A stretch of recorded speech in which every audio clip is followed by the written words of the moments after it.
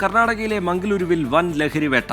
75 കോടിയിലധികം വില വരുന്ന 38 കിലോ MDMA-യുമായി 2 നൈജീരിയൻ വനിതകളെ പോലീസ് പിടികൂടി.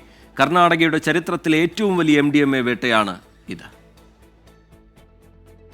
6 മാസത്തിലേറെ നീണ്ടുനിന്ന അന്വേഷണത്തിനൊടുവിലാണ് അന്താരാഷ്ട്ര ലഹരി മാഫിയ സംഘത്തിലെ 2 പേരെ കർണാടക പോലീസ് വലയിലാക്കിയത്.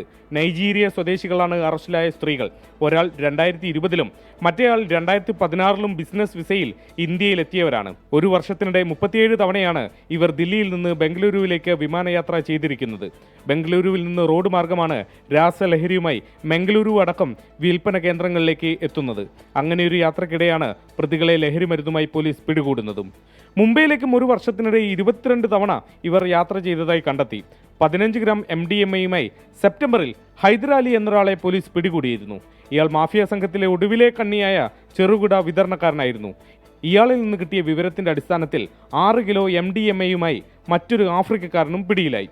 ഇയാളിൽ നിന്നാണ് ലഹരി കടത്തുന്ന സ്ത്രീകളെക്കുറിച്ച് വിവരം ലഭിക്കുന്നത്. 24 മുംബൈ.